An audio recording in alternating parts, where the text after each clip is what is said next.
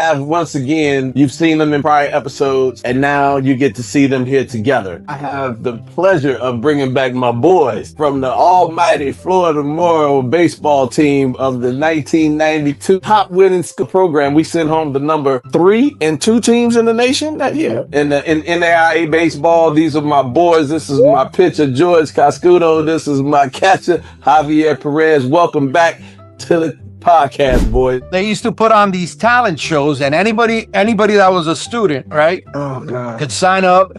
And then one of our teammates, Eddie Diaz, Cuban kid, right? Signs up. He used to dance with like the Luther Campbells of the world. He was like, he could move, man. He was like a rapper, dancer. So he was pretty talented. So he signs up for the show. The show, we're in the stands and it's going great. Eddie comes up, and as he starts, and it was by coincidence what happened next, right? He's just the next person to dance.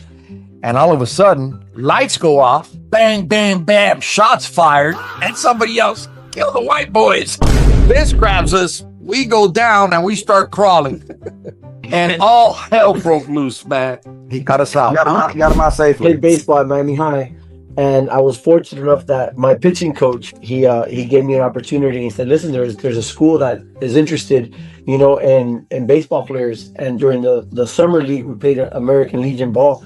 And Coach Smith went by to see us at an all-star game, and I actually performed, and I pitched pretty well.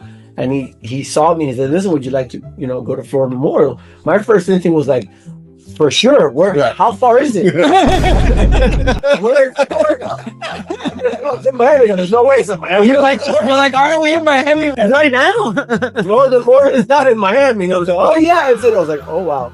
So it wasn't Miami. Yeah, sure was. First thing, and you know what? Yeah, I went over there and we had an opportunity, and he ended up getting 2 of our players, Renee and Baldo. Right. Were the 3 players from Miami High that we recruited. Getting there, I didn't know Florida Memorial was like that. And when I got there, it was like, okay, it was different. And basically, we were the only 3, not only Cubans, but the only white. Period. In the hostel, in the whole school.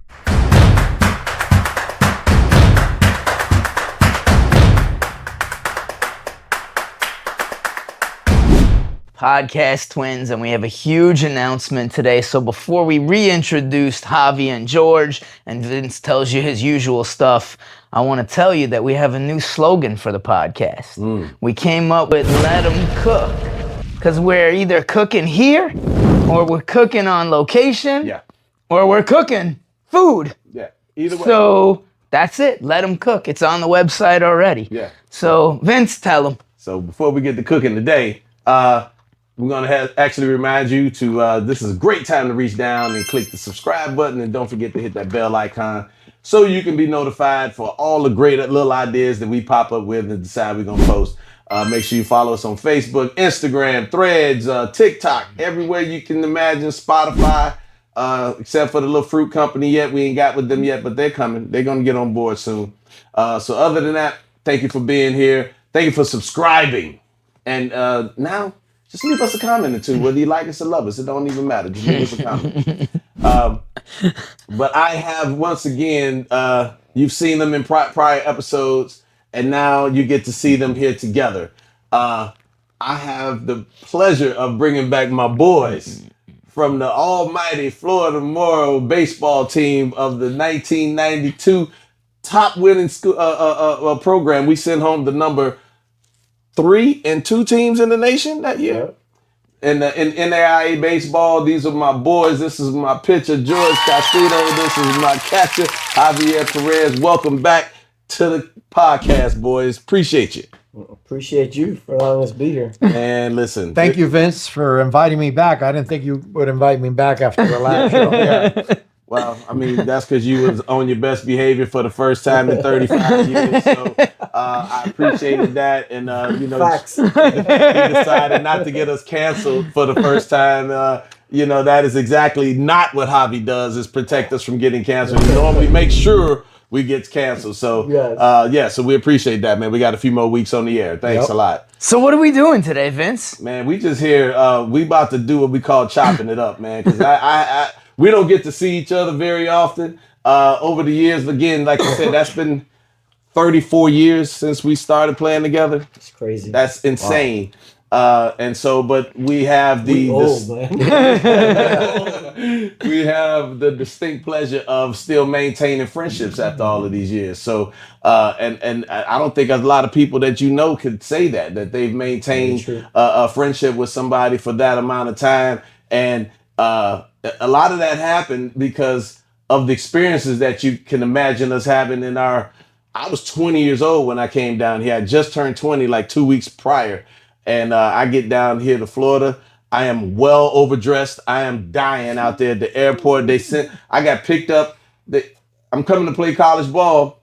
I land and I'm like, hey, I'm here. They're like, yeah, somebody gonna be picking you up soon. I'm like, I don't see nobody. I'm out here in one of the jacket. My nephew, who was also playing for the team, who was older than me. Anyway, but I had his jacket on, and so I'm sweating my ass off out there at the airport. And they like, nah, man, somebody should be coming soon in the white truck. Okay. And so the guy sees the jacket. Charlie Rowland from Detroit. Picks me up in the coach's pest control truck. Hey, that's very key truck. I wouldn't have imagined anything less. Dude, I was standing at the airport out there dying in this jacket because it's 100,000. You knew what work experience was going to be about. No, at that point. listen, I knew at that point when I got picked up in the Roach coach, I said, "Oh God, we are in trouble here, man."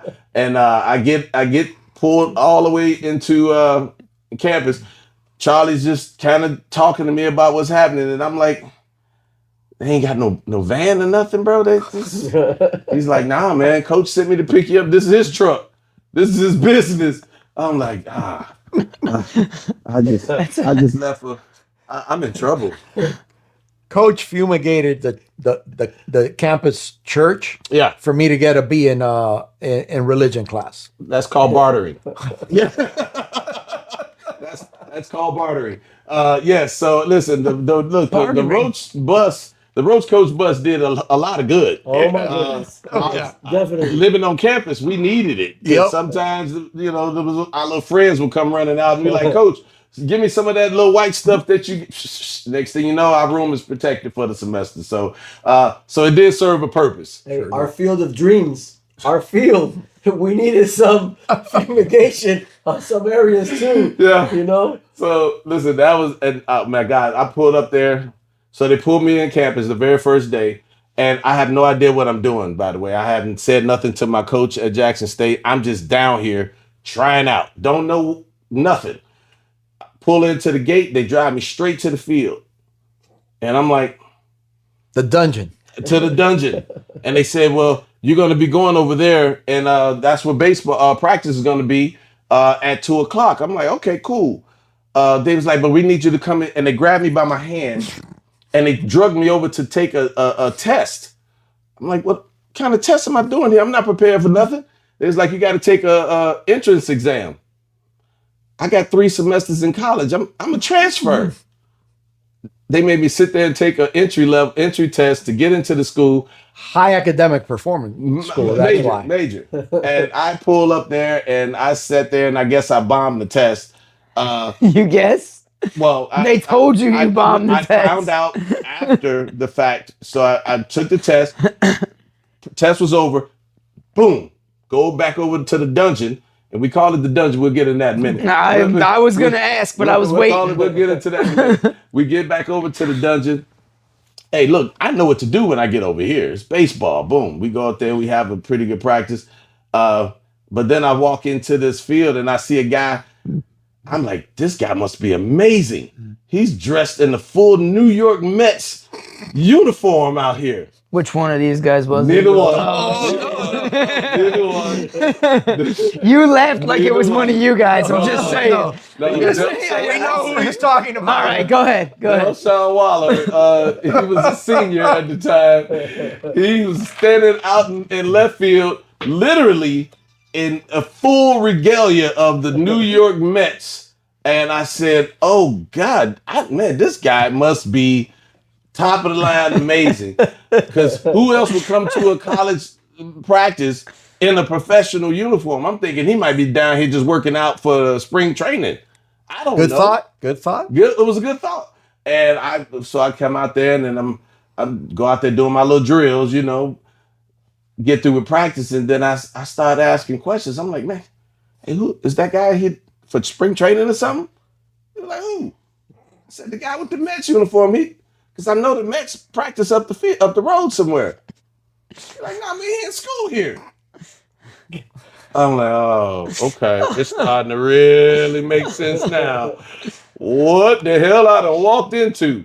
Bro, it was but the adventures never stopped from that point. I just remember going out to right field and making the throw home. And all I remember hearing is, because I threw a shot all the way to Javi. He was standing at the plate and pow! All I heard, and this was a quote, is, well, John done lost this spot. So I may have been liked but not loved by everyone, because there was a few guys that may have lost a little bit of playing time once I came down here. But it was so much fun, man. We and I was already blown away. And this is kind of what I want to help the audience understand. Florida Memorial is a historically black college. And I pull up there and we got like 9 Cubans running around out here on the field. And I had never seen nothing like this. I was in Jackson State. He had never seen a Cuban before. I never seen a Cuban before. I'm from Chicago. We got Puerto Ricans, man. I ain't never seen no Cubans. So I was thinking, man, these guys are Puerto Ricans. They was like, nah, man, they're Cubans. Listen, I was rocked. Okay, so how did all of that transpire, man? You guys playing in Miami, obviously in high school, and then coming to a HBCU at the time when it was not a popular thing to do as it is today. Talk to me about that. It's the podcast twins for Tuber Storage. If you're looking to store your cigars, take them to the golf course, go camping, just take them with you pretty much anywhere. Tuber Storage is awesome. Man, look, this thing is waterproof. You can hear the seal pop right there. Nice storage. You can put anything in here, your vitamins or anything that you want to control the scent. This thing holds it all together. Look at this one, different sizes.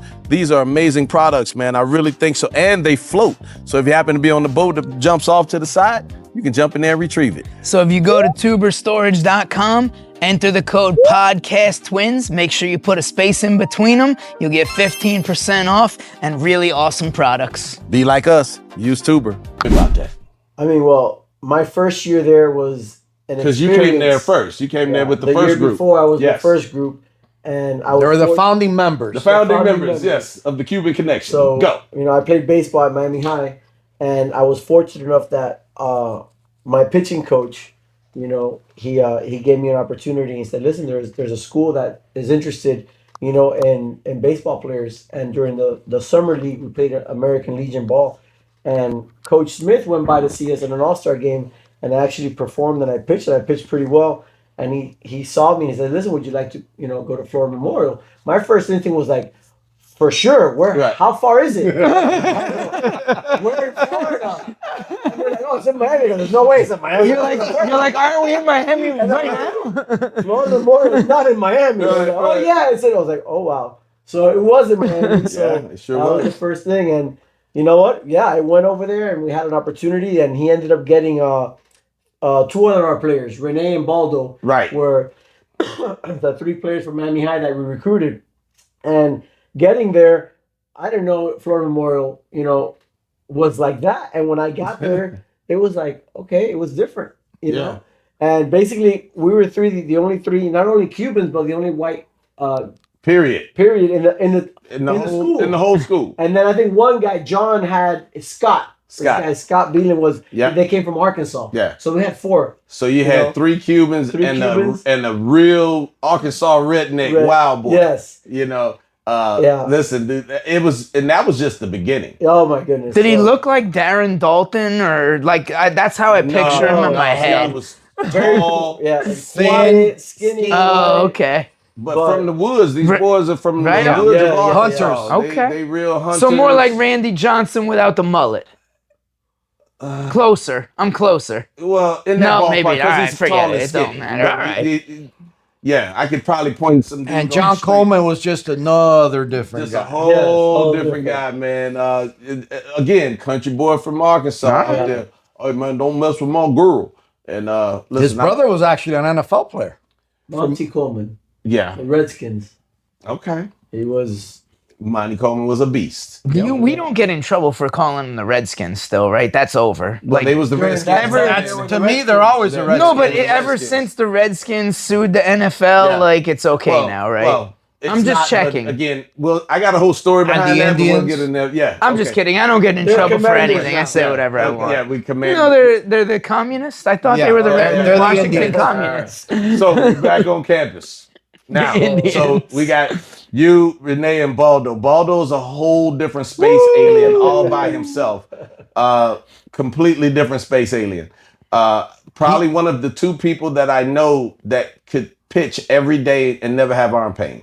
Him in action. They're the only two people I know that could throw the ball as hard as they did every day and never hurt. I was like, okay, you something wrong with you rubber band people, but both of them are space aliens. Yes. Yes, they are. Okay, so Same eyes. same eyes, bro. Oh man. Anyway, so you guys walking around campus, realizing that, oh my God, we're the only three white-skinned people out here. Yeah. Definitely, might have been one other person that spoke Spanish out there. A few people that you finally realized later, because we had the boys from Nicaragua Yes. that spoke Spanish out there. At the time, you had Dustin as well, who was kind of in and out of the team. So you had like four of the guys that spoke Spanish. Was Narciso there when you got there? Not yet. Okay. The year after. So he came the year after. So so you had a few people, but even those guys, they look black, look Yep. like Black American Yeah, people. So yeah. so how did that feel? Talk to me about that, man. I Your mean, first again, year. it was different. I was in Miami High. There, it's 50-50 Hispanics and all that,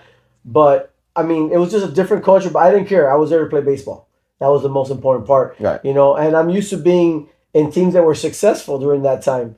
So our first year was a humbling year because I think we were like 15-35 or 12-32. You won that many games? I think you're overreaching. You know what? I think just leave me at it was 15 it and was 12. it was 9 wins. Ah, fine. It was 9 wins and something along the lines of like 35 or Okay. 37 losses. You know what? It was 9 wins. I like 15 more, but 9. What about year two? Let's move. Let's move past. After that year, Yeah, come on. We asked Coach, can we recruit some more guys from around here, Miami area that are really good, and probably want to play baseball? Don't have at this time. Florida Memorial was very fortunate enough to give us full scholarships. Yes. Which right now it doesn't exist, and I Does really not appreciate exist. that. Yes. So all these guys that are really talented to get a free ride to play baseball, they were willing to come over, all around. So he was very flexible and allowing us to recruit, other talents that were around to try and make our program better. And so on the second wave you brought.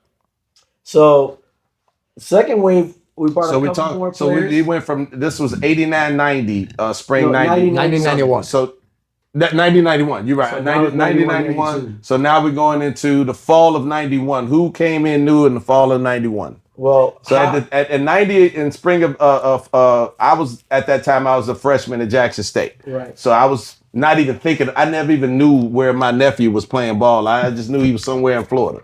That's all I knew. So go ahead. So in 91, 92, coming that year around, Javi Perez is the one that was one of the recruits that came from a small school. You know what? But again, here it doesn't matter if you're a small or big school because small schools are very good in baseball when it comes to Miami as well. So Javi Perez was one of the ones that came over from that. That was a key factor, in our team being successful, especially being the catcher that he was. And I got another pitcher that was a former graduate from Miami High, but 2 or 3 years prior, named Yuri Munoz, rest in peace. Yuri. He was one of our stud pitchers that he changed our program around as well. Yeah. But Javi, you want to continue that into that? Yuri had to be like 31 when he came in as a freshman. Yuri might have been the oldest freshman in the history of Couple baseball. years. Well, I got a story about an older one later Okay, as we go. continue the show. Go. So I'm playing high school baseball my senior year, and I thought I was going to go to school away. I had, a couple offers from Sterling College in Kansas, Yeah, but the money. Yeah. You know, I was born in Cuba. I got here when I was 8 years old. You know, my parents were hardworking people. I had a brother in college that they were paying for in New York. He had a full academic scholarship, but they had to pay for his apartment, right? So money was tight. We lived in a 2-bedroom townhouse. 3 of us shared a room. My parents obviously had their room, but we were happy as could be. So I was graduating from high school, and at the end of the day, I said, you know, it's not smart to go to Kansas and have to get a scholarship for like $12,000 back then in 1991. That was a lot of money. You know, a year when my parents have no money to go do something that I really don't know what I want to study, but just to play baseball, it's not happening. George and I weren't good friends, and his other friend, Renee, who had also come from Miami High, were all playing at Florida Memorial at the time. And then they spoke to Coach, and Coach came out to see me at one of the games at Dade Christian, which was close to Florida Memorial. Right around the corner. Literally. Right around the corner. And we were playing against them, and Coach went with the pitcher from Arkansas that you just mentioned. You just called his name. Yeah, Scott. So they went to see me. I guess Scott was the recruiting coordinator. Coach. Hey, at Flomo, you had to have multiple jobs. Yes. So, you know, they were impressed. I spoke to Coach, and he told me, hey, if you want a scholarship, it's yours. So how much I have to pay? You don't have to pay for anything. So I was thinking I was a full Pell guy, meaning I was getting full amount of financial aid that I could receive. If I'm getting a baseball scholarship, I'm going to pocket some money in my pocket. Right. So I didn't know where the school was. I didn't ask where the school was. I just said, great, I'm in. So he told me, okay, August, whatever, come see me. I was like, damn, it's only like April. Okay, I'm thinking, is this true? But then, you know, I spoke to these guys, and they said, no, yeah, everything's good, don't worry. So I played summer ball a little bit that year, and late August, you know, we go on campus. And I was the type that I found out obviously where the school was. That wasn't even a problem, but I was like, hey, Coach, I want a dorm, man, because I was like, I live in West Kendall. I'm not going to drive to Florida Memorial every day. Nah. And he goes, Javi, no problem, man. Sure enough, I got a dorm, and I was like, I'm going to live on campus. So I get to campus with another guy that I knew growing up, went to South Miami High School, Ronnie Rosario. Ronnie! Who was barely spoke English. Pretty smart guy, though. Good pitcher. And I had played Little League Baseball with him. You said he barely spoke English. He barely spoke any language. That's true. Okay. That is true. Barely spoke any language. So we decided we were going to be roommates together.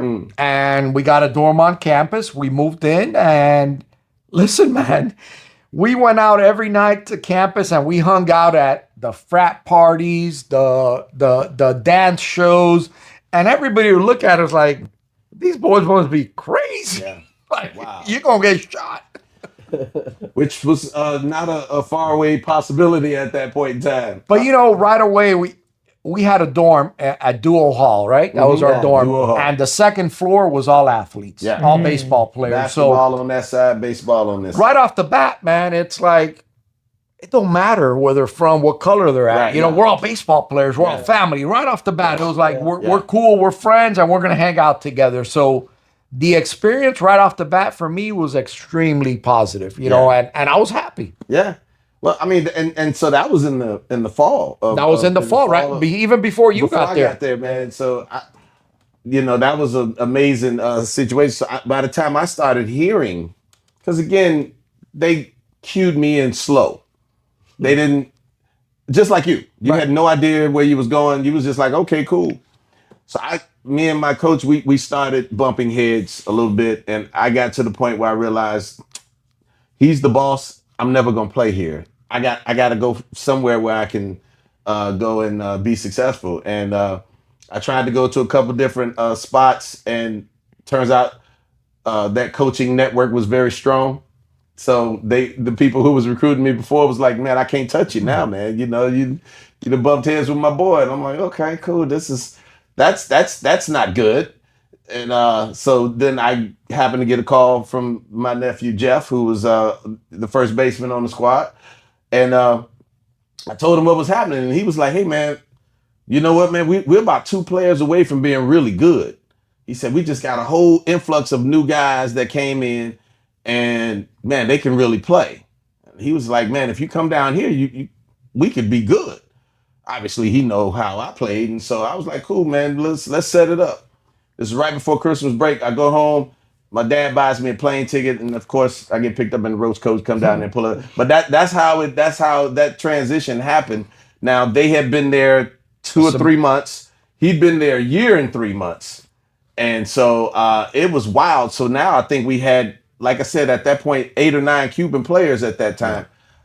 Rocked my entire planet. I had never seen nothing like that.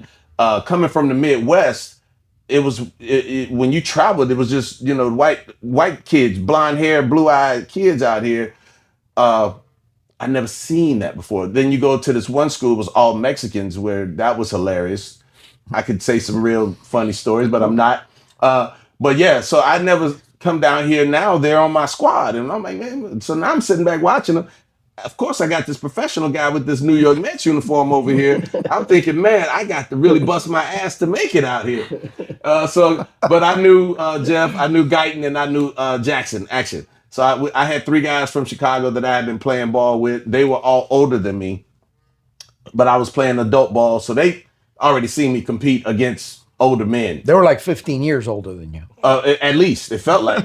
But yeah, they were grown men, at that point in time. But anyway, that's how I got down here, and we got meshed in, and then something happened with our room, Jeff and I room, and I don't even remember how that came about. But that's what happened. Something happened. They gave away our room. This was the next semester back. So I came in the spring. So this was in the fall of 91. Fall of 92. 92. Fall of 92. We come back from Chicago, and they don't have a room for us. And we like, Coach, I don't know exactly what could have happened there. I had you guys on the list as usual. So there was no room for us. Somehow or another, this guy over here is like, come over here with us. No problem. We're good. We'll make it work. So we somehow jammed in. I already had bunk beds because this was like jail. You had the 2 bunk, you had the bunk beds over here, the brick wall, all concrete. And somehow we managed to bring in 2 more single beds in here. So now we got 4 grown men in the room, literally a third of this size, with clothes, with baseball shit. It smelled like baseball all the time. But boy, did we have a great time that year, man. Best semester of my life ever, man. We had so much fun. Like you said, we went from practice to the gym, from the gym to on campus acting a complete ass at every party, walking through, Did we ever go to class? What's that? Okay. Oh, I'm sorry. So, but yeah, somehow or another. Yes, we had the GPA to play. So yes, we went to class. Or other ways to get GPAs, but anyways, yeah, these were glorious times. We had so much fun. But again, we mentioned the dungeon. The dungeon was a place. It was a field of dirt, not a field of dreams. It had dirt and rocks. Field of getting hurt. It was horrible. It might have been the worst playing surface I had ever been on, and I'm from the south side of Chicago. When I'm telling there's you, not a field in Chicago that looked like the dungeon. It's bad. Okay, so I get down here, it's bad, and then there's only one home run fence because it was in right field, but it went straight out. It never curved or turned, so you could hit the ball 450 feet to left field and it'll just be running. They can actually go get it. 5,000 feet you needed to hit it out. So I took care of that. We needed some things. Yes. We needed some things. So we needed to have a fence brought in, and Javi was very creative and gracious. And he would say to Coach, "Well, hey, Coach, you know what? I think we might be able to solve our fencing issues." He's like, "Javi, okay, well, this would be nice if we could get it." We come back to practice a couple days later, and as you turn the corner from the financial aid office coming from the dorms, I'm walking across campus and I'm like, what the hell is that? It's orange safety fencing Oh, From a yeah. construction yeah, site. Yeah. site. Okay.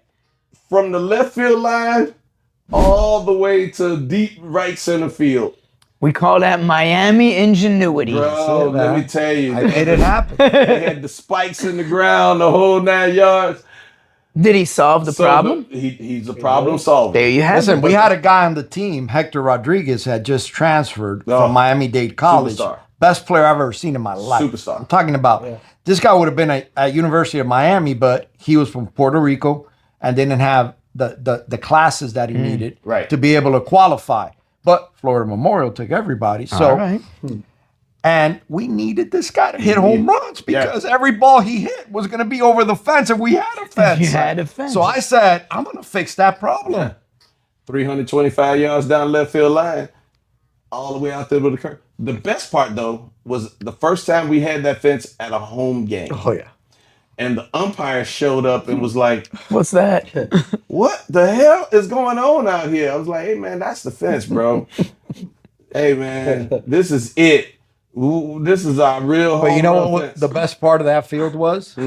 So the field was in a property that shared the property. It was right behind the college, but part of that property belonged to an opportunity school for Dade County Public Schools, JR Elite. Jam man. Which, Jam Man. I'm sorry, Jam Man. Jam man. So kids that got in trouble, that did things that were getting expelled from regular school, They went there. they went there. All right. So, you know, the kids were a little tough. Okay.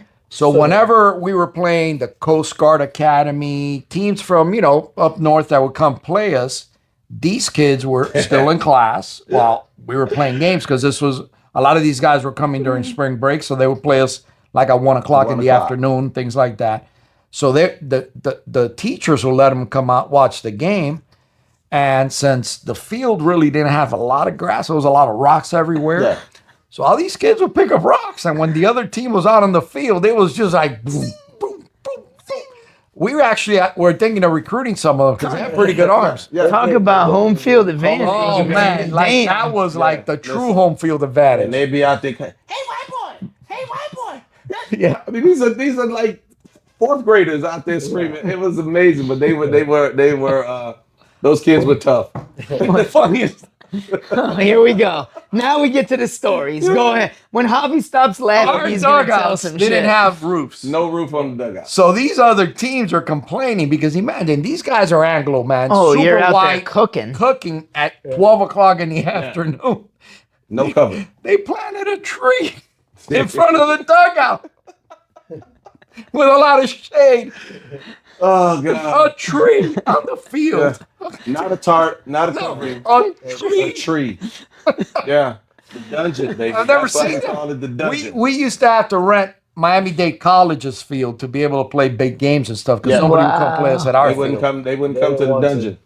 They would tell us not. It was home field advantage, It though. was definitely home field advantage. We knew it every bounce and every hop, but they would not come there. Other teams would not come to our field. Period. At least one thing, you know what? Every player in our team qualified as a farmer at some point. Oh yeah, for sure. Because we had, I mean, so a lot of times our clay area was grass and weed, so we had to get shovels and start shoveling them and out. moving and removing just to make it look like a baseball Just field. to give us some semblance But of it baseball was- field. There was It no was grounds crew. No. So we like I told you, everybody had multiple jobs. Hell yeah. And so once again, we go into playing at another field, and we saw, man, they had. So in baseball, you have these big cages behind you that you hit in batting practice on. So if you happen to foul one off, it just goes right here and falls. It's beautiful, and they usually preserve their batters boxes for the game. So they put these nice turf things on there so you can practice without disturbing the dirt. And on the way back from that game, somebody said, man, sure would be nice for us to have some stuff like that, man. If we could have, like mound coverings and, batting practice stands and of course L screens. the L screens and of course the big cage behind us, man. And I'm like, man, that would be great, man. I don't know how we could do that, but man, sure as hell. Why on Monday do I pull up to the field and we got L screens. That's where the picture stand. Whoever Were they the same materials as the fence? No, these were real deal. No, these L were real screens. deal. Oh, you actually got the They real were ones. real deal. Okay. Yeah. All right. And maybe it was around Christmas time. I don't know. Santa Claus might have. Donation. Yeah, It was a donation from some other program who no longer needed those. We appreciate it. We thank y'all in hindsight. We don't know we don't know if y'all knew y'all signed the donation papers, but somehow they showed up at our field. And we had sort of a field at that point. Now we had the one behind second base. We had the big screen behind second base. Yes. We had the pitching L screen, but I just couldn't understand The how turtle. we got the turtle. how we got the turtle back there. I don't understand. So I just learned to not ask questions, although I just figured it was my pseudo roommate who facilitated these things, and because we call him the mayor because he knew everybody. Yeah. So he would also know if things were available. So We call that resourcefulness. resourcefulness, man. Listen, man. And I had a lot of friends. And We call that well connected. Speaking of his friends, shout out to Hugo. Shout out to Hugo. Hugo played a vital part in Florida Memorial's success. Even though he never played there. Never played there, never went there a day in his life, but he played a vital role in our success. Hugo was the guy that got stuff done. Something like that. Yeah. Something He like was that. Very helpful. I mean, I'm reading the tea leaves here, twins. He was So very helpful in us achieving some goals that we didn't know that we needed to have them achieve. But Hugo was very resourceful in that way. So we as they said, that these kind of things bond you because now you're out there farming, you're out there mitigating circumstances, bringing in things, and now we're in a college program, and I ain't got nowhere to stay. We just set the school record last season. I ain't got nowhere to stay. He opens his doors. It's four of us crammed into this little room for a whole semester. We had a blast. And so it's things like that you just can't recreate that, man. That's and then on the holidays, somebody would come over there and be like, "Hey man, my parents are cooking." Yep. And any one of the teammates didn't have a plane ticket to go home or whatever, they come to my house and spend the holiday at my house. We be over at Javi's house, and his mom and daddy, it's food everywhere. We go to Yuri's place, there's food everywhere. Just, oh man, it was just amazing, man. was it all meat with sides of meat?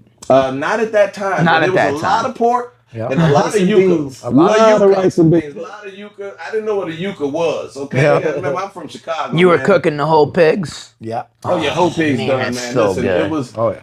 I had gotten into a culture that I'd never experienced before. So here I am going to an HBCU, getting an entire, whole different Cuban culture handed to me. And we were getting the opposite, right? So American culture. I go to breakfast. I was the first one in line every morning when cafeteria Yeah. opened because grits, Oh yeah. they were the best Oh, at yeah. Florida Grits, Memorial. yes. The grits were the best. The And I had grits, never eaten grits. Yeah. But there, when I tried it, I was like, oh my God, I fell in love. And Yeah. that's all I would do.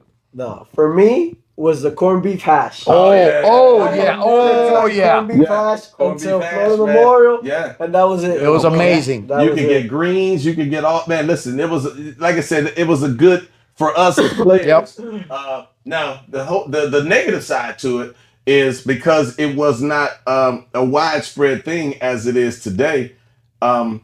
We used to go to FAMU and play in the spring carnival.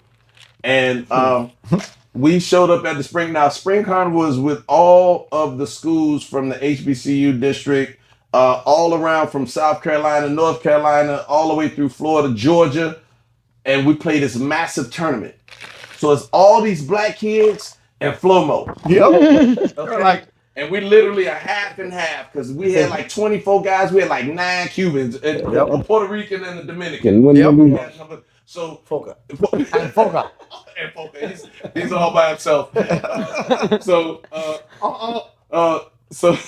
Sorry. we get up there and so it was great. And then we was competing. We was knocking these boys down. We actually only lost to FAMU because 1-0, right? because they figured out that Foca couldn't move on third base. He was about that wide.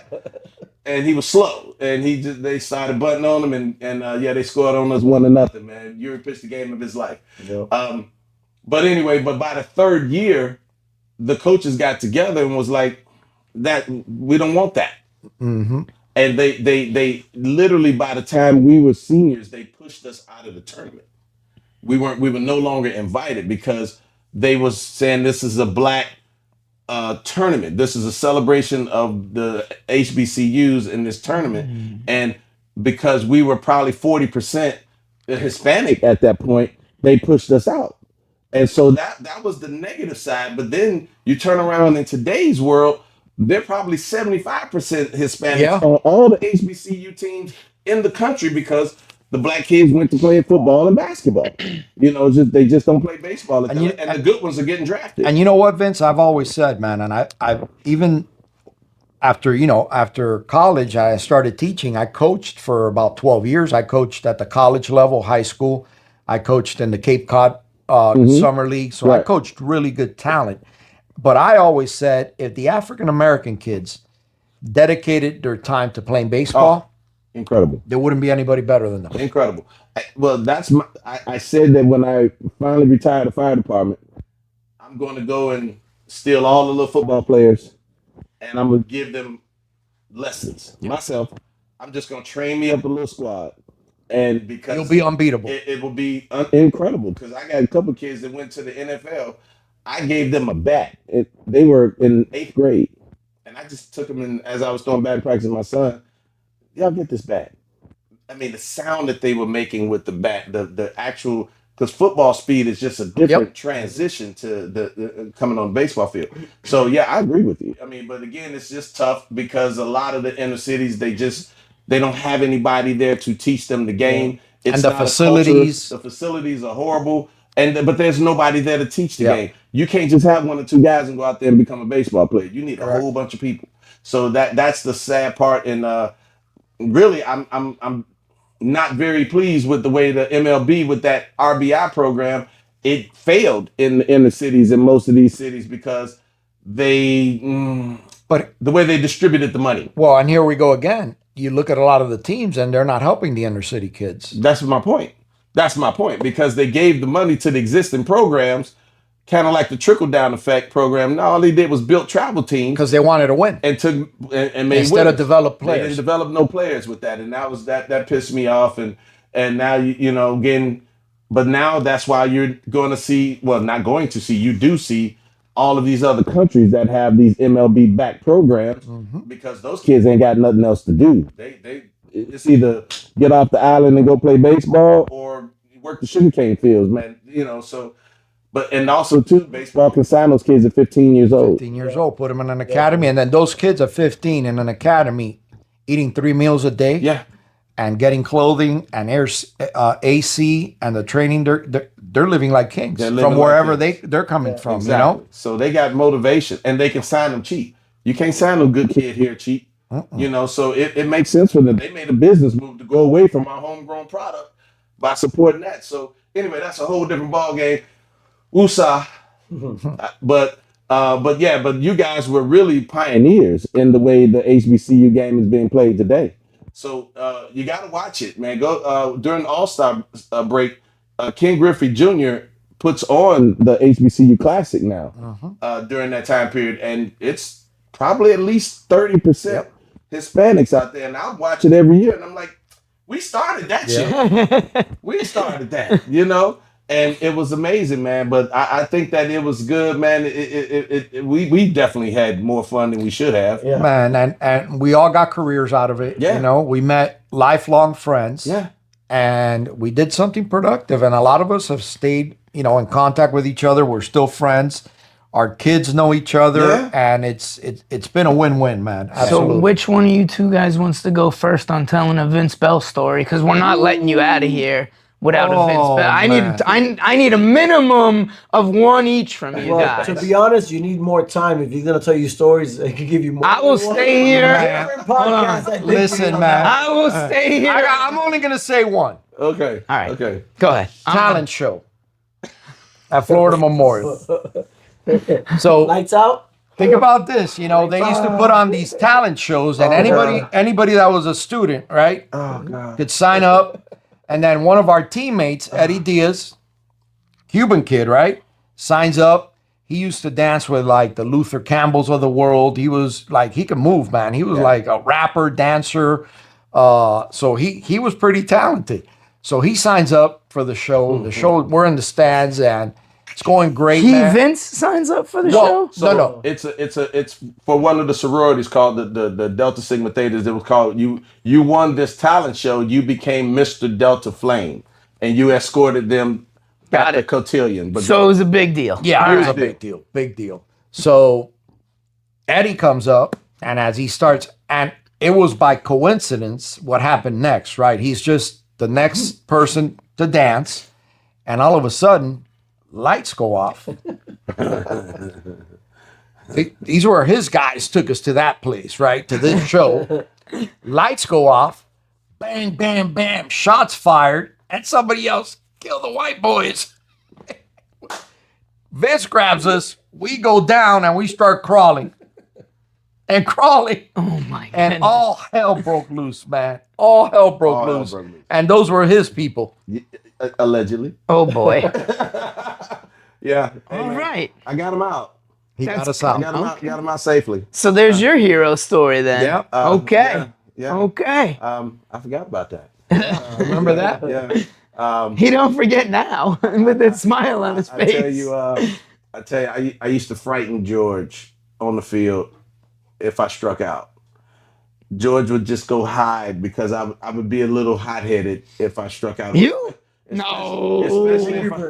Especially if I struck out on a bad call. Oh, geez. Yeah, because at that point I had projectiles, like a helmet, maybe a bat. Yeah. And did you Bo Jackson one over your knee ever? Not metal bats. No, not metal bats, especially not metal bats back then. He wasn't stupid. That would be at least not that stupid. So if I struck out, you would see George go run back behind the fences and hide because he knew. He didn't want to get hit in the head by a projectile. Listen, George was the type of guy, by the second inning of every game, he stole everybody's signs. Oh, yeah. He knew. He was the best. He was a coach. He way knew back then. everything. He was like walking, if he wasn't pitching, he was walking up and down the dugout like, I got this. He was good. Writing little notes. And by the third inning, he would tell us, hey, first thing fastball, number curveball. Yep. So Every he was game. a player coach before he was a flag football player yes. and the quarterback and then for sure. the coach. So yeah, that all tracks, right? That's a natural 100%. progression. I would go to the first. I would be the coach in the first base side. So I would get close, see the catchers, and start telling our signs. And then there was one time St. Thomas. We were playing St. Thomas. Well, we were playing in St. Thomas's field against another team, and some of their players were just outside watching. So I guess they caught on what I was doing. So when we would play them, they'll be like, "You better not do that, or not. They're gonna hit our guys and all this and all that." And sometimes I couldn't. The catcher would go like this so tight I couldn't see, but I kept saying things. And when we would get a hit, he'd be like, "Hey, he's hit," and I'm like, "I'm not doing anything. We're just hitting." But he was getting so upset when it came to that. But we had a guy on the team that used to carry a sawed-off shotgun in his baseball bag. Okay. From you know where you put the bats? Was that the Arkansas guy? No. He's from the Bahamas. Oh, this guy's from the Bahamas. Okay. Yeah. So after practice, he would shoot it up in the air. Yeah, just pull it out. Hey, boy, you want to see something, boy? Boom! Oh, man, put that away. Dude, it was, bro. We never told our parents these stories. I mean, I knew that Miami was a different planet. Bro. I always knew that. You but have no damn. idea. All right, George, you're next, man. I need a story from you about Vince. No, I mean, to be honest, I wasn't like, what he was talking about when it came to the angry bird that he was. Like he was obviously, we're all very competitive. But as a hitter, you take things personal. And, there's always, when you're in a hitting streak or when you're stuck in a drought, that's the worst part. And when he was in one of those moods, don't talk to him because it's not helping him. That's why I said I always walked away. I knew where my positions were and get away from that part because it was, you can't talk to him. He'll probably wreck you if you're around. Because he'll throw things, he'll just scream, throw everything around. So you weren't afraid necessarily. You just didn't want to get hit in the head. Man, I'm a pitcher, man. I was far away from that as much as I could be around that. Don't need to be when it came to that. Nice. So who was the most superstitious in baseball out of the three? Because I know baseball players can be very superstitious. Who did the weirdest superstitious thing? Or maybe it was somebody else on the team. You know what? Yeah. Our only year that we were successful, that we upset Here we St. go. Thomas and all that. So it was raining that day, and it was the playoff game. It was raining. So when we were in Jacksonville, right? we were in Jacksonville, and we were pitching. We were the home team, and it was raining. It was tied up, and St. Thomas was batting, but it was raining so hard that I thought they were going to call the game, and they made us still play through it and pitch through it, and we got out of the inning. When we go back and we're going to go hit now, first batter, the guy throws 4 balls in a row and walks our guy. Their coach starts complaining, "Hey, this is not fair, whatever." Scream. The umps call the game and say, "You know what? Sorry, postpone until tomorrow morning because of the weather." And we're like, "Wait a minute, we had to play through this." Yeah. So I don't know but most of us, we didn't take our uniforms off. Nope. Nah. We stayed the entire day. That was like That night we got 24 pack of beer. At least. We would hide it in the room. We drank all night. All night. We're upset, talking garbage all night. in our uniform. In our uniform. Just our cleats were off, but everything And then else we was went to bed just like that. Like that. And the field was wet. The uniforms were pretty muddy, so didn't matter. I'm a base stealer, so I got dirt from here all the way down To your socks. I'm a head first base stealer, so I am filthy, and that's the bed. That's what we wore to bed that night. Yep. Yeah. After being up, I mean, the game was like in the morning, and, 9 a.m. I think or something. and we sat up. That's why I said at least 24 pack. I'm pretty sure it had to be more. Because, but we got through it, and we went out there, and we had to go and defend ourselves. So that was very superstitious. But I give you guys a great end of our career story. Javi gets into it with our coach because he's standing there at the batter's box and he gets struck out. He had a great at bat going, and Javi wound up getting fooled by this changeup, and he wound up taking the changeup. Strike 3, you're out. And coach said, "Javi, you can't stand there and just take a fastball." Coach, it wasn't a fastball, it was a changeup. It was a dying fastball. We was like, a what? A dying fastball. Those are tough. And we just was like, I never heard of a dying fastball. So this guy, by this point we're seniors, he's had it. We've been bumping heads, we're losing. Almost as bad as that first year. We were really on pace to lose the same amount of games. I think we did. But so it's bad. So he gets into this argument and he tells him to give him his uniform or whatever. And Javi says, "Okay." Starts stripping right there, drops his stuff and leaves. Me being the loyalist that I am, I show up we had a game the next day. I wrap my wrist in tape. I put a single armband as if somebody died. And I wrote 18 on everything I did. I had 18 on the side of my hat. And he was like, "Benny Bell, what is this with all of the 18s on your body?" I was like, "Man, I'm more than my boy Javi not being here." He was like, "He quit on you." I was like, "He quit on the dying fastball." We never heard of that shit. What the hell is a dying fastball? Now I ain't got to catch it. I mean, we ain't got, and that, oh my God. And when he left, we had the kid, Alex, who was the greatest practice player in the world, couldn't hit nothing in the real game. I'm like, this is what I got to have catching the rest of the season now, my last year. This is misery. So we pretty much, I think we had 9 wins our last year. So we go from having 30-something wins the next year back into the 20s. And then we ended You up were with hurt that 9. year. You were redshirted. Yeah. Redshirted. Yeah, it was bad, man. It was real bad. But the dying fastball story, Javi quit, and I'm literally, I wish I had pictures, man. I had tape everywhere. Did you come back after that, or that was it? Following year. So after that year, I ended up playing independent baseball. Gotcha. So I signed. I went to play in Minneapolis, Minnesota. And when I got back, I knew I wasn't going to be a pro player. I was a year away from graduating, getting my degree. And I met with Coach, and he told me, "You know what? Well, whatever happens in the past, to his credit, and you're more than welcome to come back if you want. You got your scholarship." Oh, right. And I did, and I finished out there. We pick at coach, but he was a real solid dude, man. Yeah. He You know what? He real was solid. loyal to his guys. Yes, he was. He took care of all of us. If we were on the road, man, they used to give us like $20 a day or something. We used to eat that like a lunch. So he's gonna laugh his ass off when he sees this. Yeah, he's definitely gonna get this episode. He always gave us extra money out of his pocket. Yeah. If we He needed a was ride, whatever. He took his boys that were little on the road trips with us. We used to beat them up, tie them up with the seat. Abuse the hell out Now of they're like 6'4" like this. So Yeah. hopefully they don't remember that shit. You know, but we used to beat the shit out of Yeah, him. we did. We used to kick him. He was a good man, man. Yeah, Until great, this day, great we guy. still have a relationship. Yes. He lives in the islands now. He bought a piece of land over there, built a house, Yeah, and great dude, man. great person, Great dude, great man. human being. Cool but stuff. yeah, it was good time, man. Listen, we had an amazing time, and I'm just like I said, when I knew y'all was gonna be in this area, I was like, I said, Drew, we gotta have them. I gotta have them together. We got to do this together, help. man. So hey, man, He said they're coming from North Cuba. Yeah, I mean yeah, Miami. Yeah, pretty much. And Yeah, pretty much. and like just make it work. Kendall. And so Where's Kendall? We actually live like 3 miles from each other. Yeah. Oh wow. Well, you Okay. said you live in Miami Lakes, right? No. Where's Oh. Kendall? Kendall. We do a game in Miami. You Lakes. play poker in Miami The other Lakes. game is at my Okay. house down by Country Walk down Listen, south. man, now that I know you guys, I come play poker in All Miami. right. I don't go to Miami for nothing, but All I'll right. go play poker with All you right, guys in man. my. All right.